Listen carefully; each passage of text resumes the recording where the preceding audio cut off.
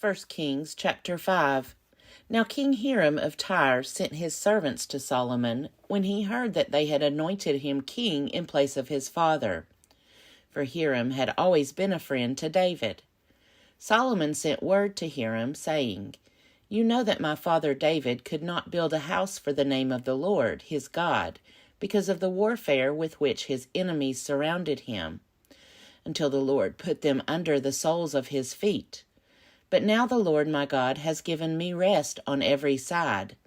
There is neither adversary nor misfortune. So I intend to build a house for the name of the Lord my God, as the Lord said to my father David, Your son, whom I will set on your throne in your place, shall build the house for my name. Therefore command that cedars from the Lebanon be cut for me. My servants will join your servants, and I will give you whatever wages you set for your servants. For you know that there is no one among us who knows how to cut timber like the Sidonians. When Hiram heard the words of Solomon, he rejoiced greatly and said, Blessed be the Lord today, who has given to David a wise son to be over this great people. Hiram sent word to Solomon, I have heard the message that you have sent to me. I will fulfill all your needs in the matter of cedar and cypress timber. My servants shall bring it down to the sea from the Lebanon. I will make it into rafts to go by sea to the place you indicate. I will have them broken up there for you to take away, and you shall meet my needs by providing food for my household. So Hiram supplied Solomon's every need for timber of cedar and cypress. Solomon in turn gave Hiram 20,000 cores of wheat as food for his household, and 20 cores of fine oil. Solomon gave this to Hiram year by year, so the Lord gave Solomon wisdom, as he promised him. There was peace between Hiram and Solomon, and the two of them made a treaty. King Solomon conscripted forced labor out of all Israel. The levy numbered 30,000 men. He sent them to the Lebanon, 10,000 a month in shifts. They would be a month in the Lebanon and 2 months at home. Adoniram was in charge of the forced labor. Solomon also had 70,000 laborers and 80,000 stonecutters in the hill country, besides Solomon's 3,300 supervisors who were over the work, having charge of the people who did the work. At the king's command, they quarried out great, costly stones in order to lay the foundation of the house with dressed stones. So Solomon's builders and Hiram's builders and the Gebalites did the stone cutting and prepared the timber and the stone to build the house. 1 Kings chapter 6. In the 480th year after the Israelites came out of the land of Egypt, in the 4th year of Solomon's reign over Israel, in the month of Ziv, which is the 2nd month, he began to build the house of the Lord. The house that King Solomon built for the Lord was 60 cubits long, 20 cubits wide, and 30 cubits high. The vestibule in front of the nave of the house was 20 cubits wide, across the width of the house. Its depth was 10 cubits in front of the house. For the house he made windows with recessed frames. He also built a structure against the wall of the house, running around the walls of the house, both the nave and the inner sanctuary, and he made side chambers all around. The lowest story was 5 cubits wide, the middle one was 6 cubits wide, and the third was 7 cubits wide. For around the outside of the house he made offsets on the wall in order that the supporting beams should not be inserted into the walls of the house. The house was built with stone finished at the quarry, so that neither hammer nor axe nor any tool of iron was heard in the temple while it was being built. The entrance for the middle story was on the south side of the house. One went up by winding stairs to the middle story, and from the middle story to the third. So he built the house and finished it. He roofed the house with beams and planks of cedar. He built the structure against the whole house. each story 5 cubits high, and it was joined to the house with timbers of cedar.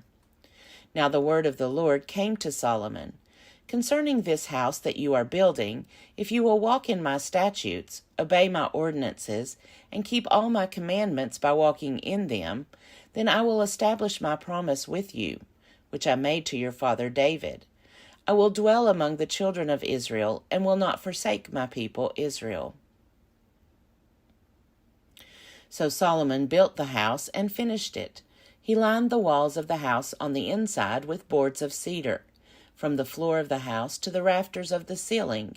He covered them on the inside with wood, and he covered the floor of the house with boards of cypress.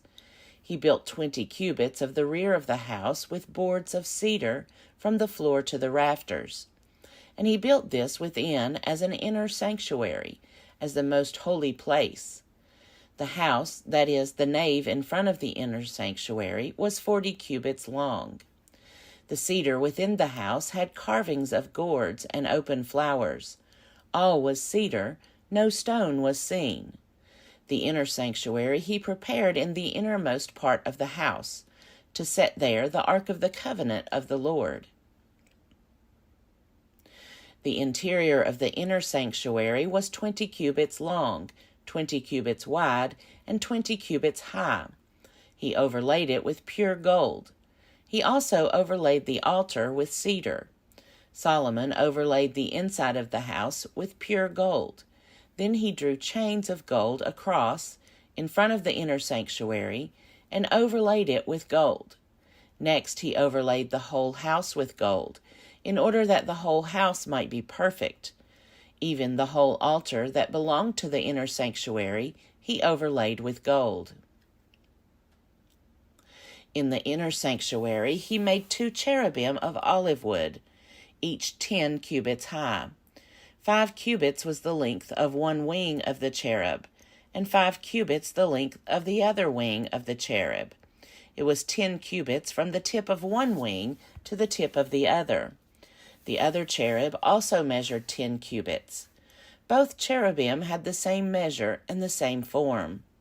The height of one cherub was 10 cubits, and so was that of the other cherub. He put the cherubim in the innermost part of the house. The wings of the cherubim were spread out so that a wing of one was touching the one wall, and a wing of the other cherub was touching the other wall. Their other wings toward the center of the house were touching wing to wing. He also overlaid the cherubim with gold. He carved the walls of the house all around about with carved engravings of cherubim, palm trees, and open flowers, in the inner and outer rooms. The floor of the house he overlaid with gold, in the inner and outer rooms. For the entrance to the inner sanctuary he made doors of olive wood. The lintel and the doorposts were 5-sided. He covered the 2 doors of olive wood with carvings of cherubim, palm trees, and open flowers. He overlaid them with gold and spread gold on the cherubim and on the palm trees. So also he made for the entrance to the nave doorposts of olive wood, 4-sided each, and 2 doors of cypress wood.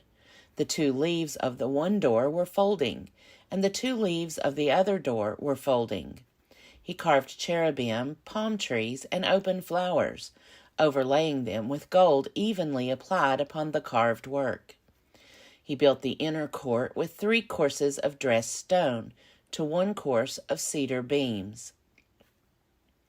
In the 4th year, the foundation of the house of the Lord was laid, in the month of Ziv. In the 11th year, in the month of Bul, which is the 8th month, the house was finished in all its parts, and according to all its specifications. He was 7 years in building it. 1 Kings chapter 7. Solomon was building his own house 13 years, and he finished his entire house. He built the house of the forest of the Lebanon 100 cubits long, 50 cubits wide, and 30 cubits high, built on 4 rows of cedar pillars, with cedar beams on the pillars. It was roofed with cedar on the 45 rafters, 15 in each row, which were on the pillars. There were window frames in the 3 rows, facing each other in the 3 rows. All the doorways and doorposts had 4-sided frames, opposite, facing each other in the 3 rows. He made the hall of pillars 50 cubits long and 30 cubits wide. There was a porch in front with pillars and a canopy in front of them. He made the hall of the throne, where he was to pronounce judgment, the hall of justice, covered with cedar from floor to floor. His own house, where he would reside, in the other court back of the hall, was of the same construction. Solomon also made a house like this hall for Pharaoh's daughter, whom he had taken in marriage. All these were made of costly stones, cut according to measure, sawed with saws, back and front, from the foundation to the coping, and from outside to the great court. The foundation was of costly stones, huge stones, stones of 8 and 10 cubits. There were costly stones above, cut to measure, and cedar wood. The great court had 3 courses of dressed stone to 1 layer of cedar beams all around. So had the inner court of the house of the Lord, and the vestibule of the house. Now King Solomon invited and received Hiram from Tyre. He was the son of a widow of the tribe of Naphtali, whose father, a man of Tyre, had been an artisan in bronze. He was full of skill, intelligence, and knowledge in working bronze. He came to King Solomon and did all his work. He cast 2 pillars of bronze. 18 cubits was the height of the one, and a cord of 12 cubits would encircle it. The second pillar was the same. He also made 2 capitals of molten bronze, to set on the tops of the pillars. The height of the one capital was 5 cubits, and the height of the other capital was 5 cubits. There were nets of checker work with wreaths of chain work for the capitals on the tops of the pillars. 7 for the one capital, and 7 for the other capital. He made the columns with 2 rows around each lattice work to cover the capitals that were above the pomegranates. He did the same with the other capital. Now the capitals that were on the tops of the pillars in the vestibule were of lily work, 4 cubits high. The capitals were on the 2 pillars and also above the rounded projection that was beside the lattice work. There were 200 pomegranates in rows all around, and so with the other capital. He set up the pillars at the vestibule of the temple. He set up the pillar on the south and called it Jachin, and he set up the pillar on the north and called it Boaz. On the tops of the pillars was lily work. Thus the work of the pillars was finished. Then he made the molten sea. It was round, 10 cubits from brim to brim, and 5 cubits high. A line of 30 cubits would encircle it completely. Under its brim were panels all around it, each of 10 cubits, surrounding the sea. There were 2 rows of panels, cast when it was cast. It stood on 12 oxen, 3 facing north, 3 facing west, 3 facing south, and 3 facing east. The sea was set on them. The hindquarters of each were toward the inside. Its thickness was a handbreadth. Its brim was made like the brim of a cup, like the flower of a lily. It held 2,000 baths. He also made the 10 stands of bronze. Each stand was 4 cubits long, 4 cubits wide, and 3 cubits high. This was the construction of the stands. They had borders. The borders were within the frames. On the borders that were set in the frames were lions, oxen, and cherubim. On the frames, both above and below the lions and oxen, there were wreaths of beveled work. Each stand had 4 bronze wheels and axles of bronze. At the 4 corners were supports for a basin. The supports were cast with wreaths at the side of each. Its opening was within the crown, whose height was 1 cubit. Its opening was round, as a pedestal is made. It was 1.5 cubits wide. At its opening there were carvings. Its borders were four-sided, not round. The four wheels were underneath the borders. The axles of the wheels were in the stands, and the height of a wheel was 1.5 cubits. The wheels were made like a chariot wheel. Their axles, their rims, their spokes, and their hubs were all cast. There were 4 supports at the 4 corners of each stand. The supports were of one piece with the stands. On the top of the stand there was a round band 1/2 cubit high. On the top of the stand, its stays and its borders were of one piece with it. On the surfaces of its stays and on its borders he carved cherubim, lions, and palm trees, where each had space, with wreaths all around. In this way he made the 10 stands. All of them were cast alike, with the same size and the same form. He made 10 basins of bronze. Each basin held 40 baths. Each basin measured 4 cubits. There was a basin for each of the 10 stands. He set 5 of the stands on the south side of the house, and 5 on the north side of the house. He set the sea on the southeast corner of the house. Hiram also made the pots, the shovels, and the basins. So Hiram finished all the work that he did for King Solomon on the house of the Lord. The 2 pillars, the 2 bowls of the capitals that were on the tops of the pillars, the 2 lattice works to cover the 2 bowls of the capitals that were on the tops of the pillars, the 400 pomegranates for the 2 lattice works, 2 rows of pomegranates for each lattice work, to cover the 2 bowls of the capitals that were on the pillars, the 10 stands, the 10 basins on the stands, the 1 sea, and the 12 oxen underneath the sea. The pots, the shovels, and the basins, all these vessels that Hiram made for King Solomon for the house of the Lord, were of burnished bronze. In the plain of the Jordan the king cast them, in the clay ground between Succoth and Zarethan. Solomon left all the vessels unweighed, because there were so many of them. The weight of the bronze was not determined.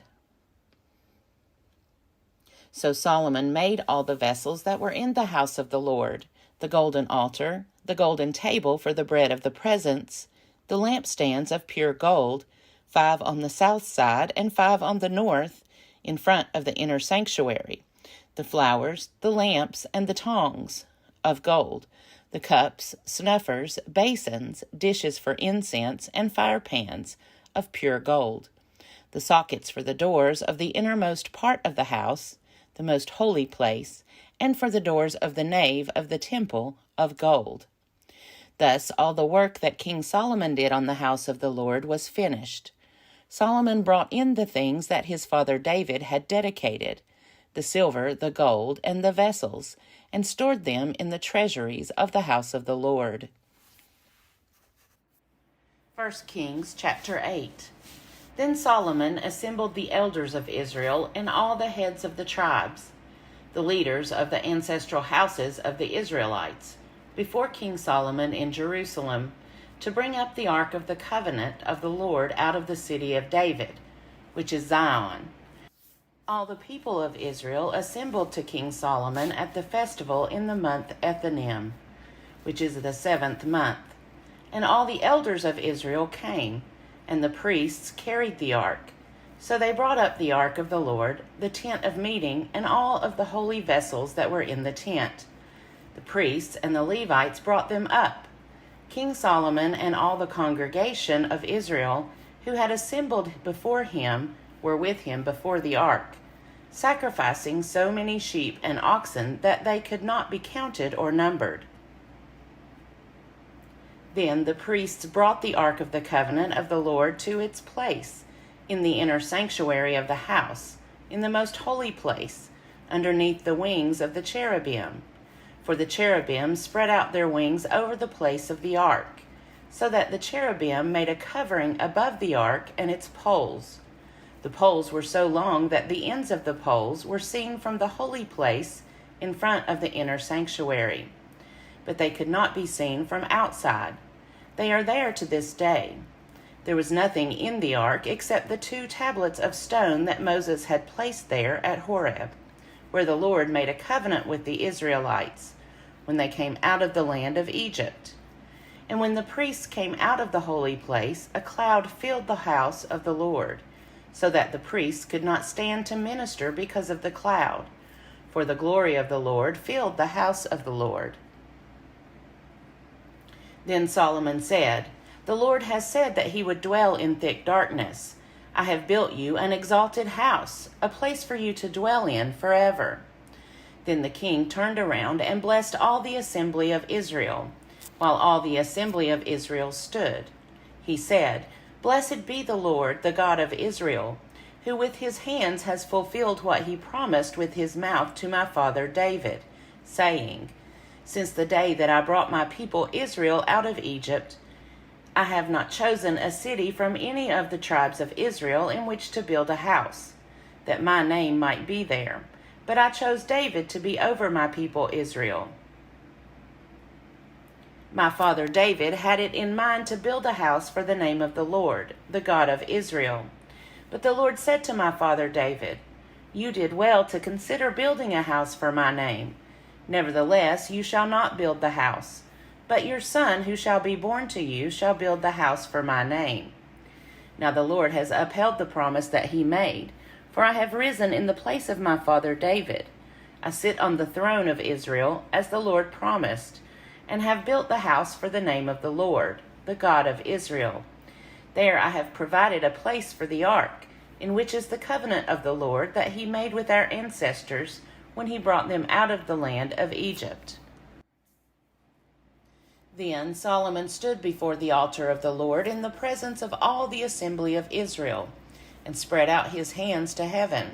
He said, O Lord, God of Israel, there is no God like you in heaven above or on earth beneath, keeping covenant and steadfast love for your servants who walk before you with all their heart. The covenant that you kept for your servant my father David, as you declared to him. You promised with your mouth and have this day fulfilled with your hand. Therefore, O Lord, God of Israel, keep for your servant my father David that which you promised him, saying, There shall never fail you a successor before me to sit on the throne of Israel, if only your children look to their way, to walk before me as you have walked before me. Therefore, O God of Israel, let your word be confirmed, which you promised to your servant, my father David. But will God indeed dwell on the earth? Even heaven and the highest heaven cannot contain you, much less this house that I have built. Regard your servant's prayer and his plea, O Lord my God, heeding the cry and the prayer that your servant prays to you today, that your eyes may be open night and day toward this house, the place of which you said, My name shall be there, that you may heed the prayer that your servant prays toward this place. Hear the plea of your servant and of your people Israel when they pray toward this place. O hear in heaven your dwelling place. Heed and forgive.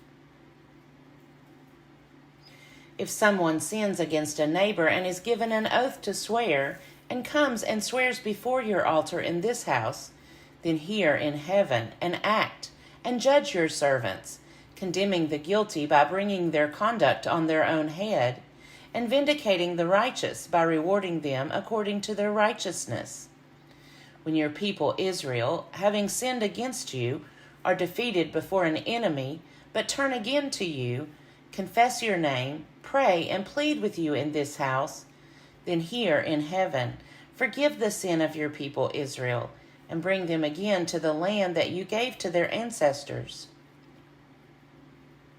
When heaven is shut up and there is no rain because they have sinned against you, and then they pray toward this place, confess your name, and turn from their sin, because you punish them, then hear in heaven, and forgive the sin of your servants, your people Israel, when you teach them the good way in which they should walk, and grant rain on your land, which you have given to your people as an inheritance.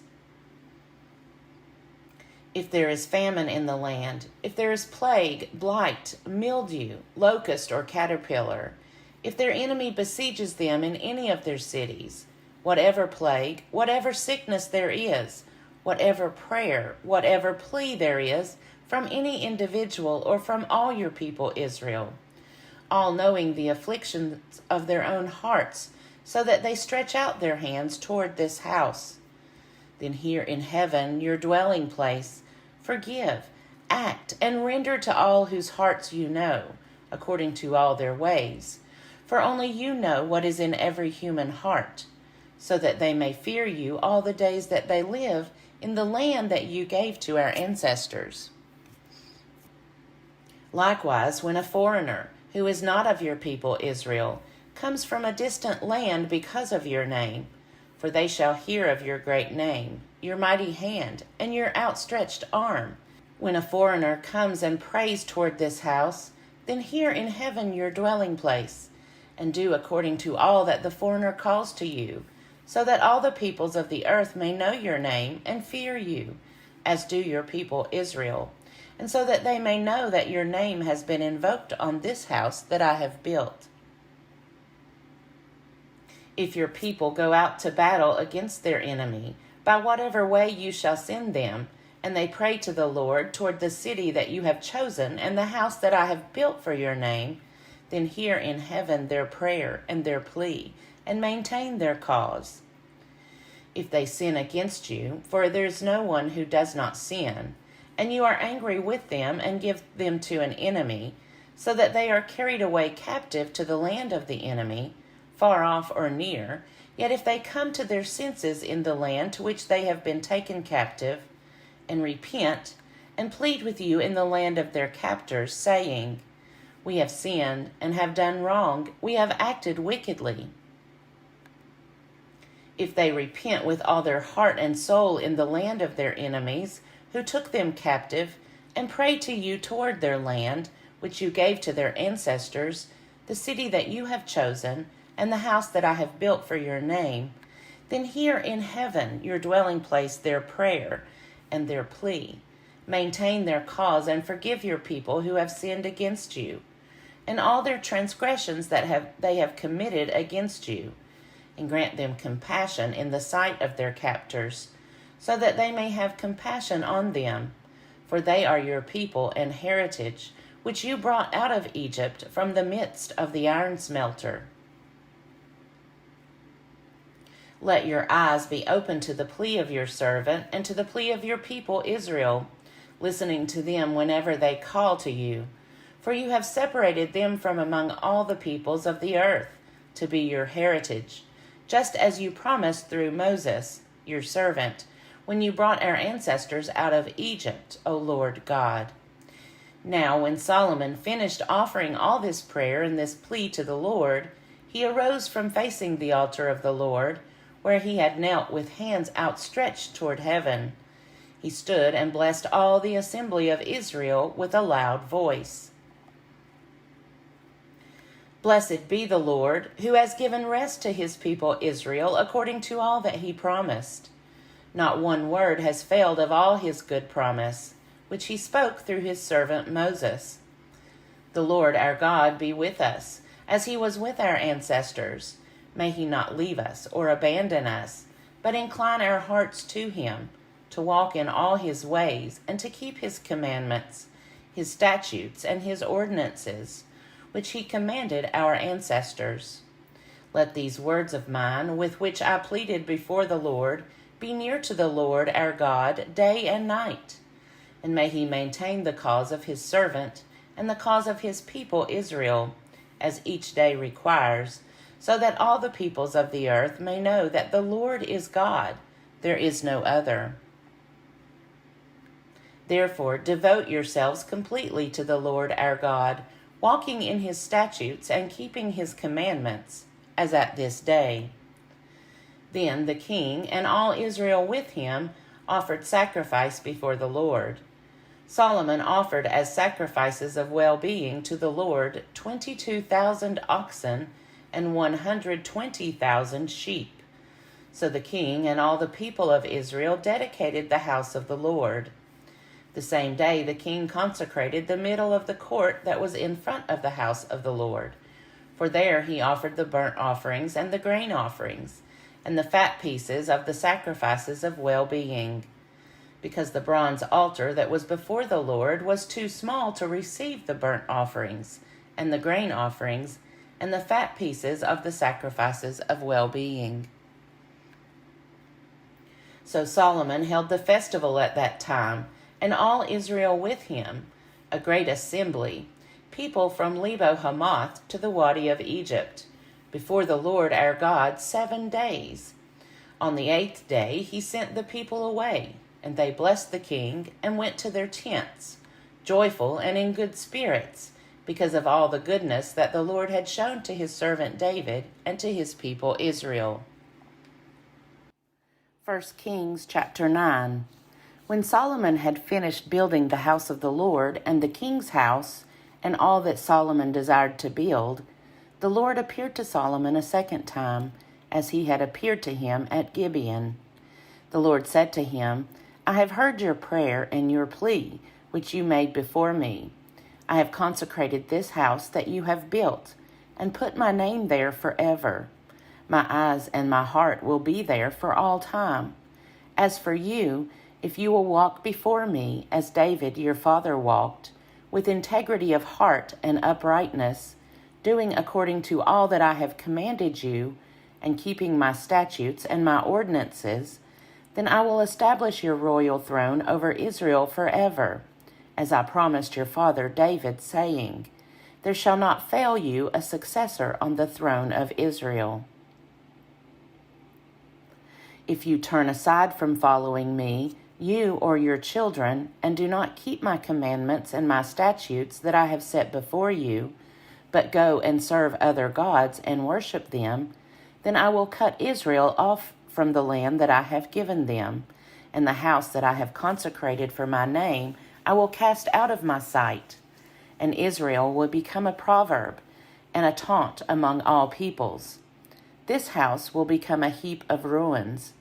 Everyone passing by it will be astonished and will hiss, and they will say, Why has the Lord done such a thing to this land and to this house?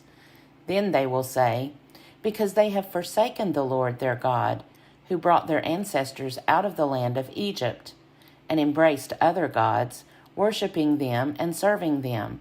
Therefore the Lord has brought this disaster upon them. At the end of 20 years, in which Solomon had built the 2 houses, the house of the Lord and the king's house, King Hiram of Tyre, having supplied Solomon with cedar and cypress, timber and gold, as much as he desired, King Solomon gave to Hiram 20 cities in the land of Galilee.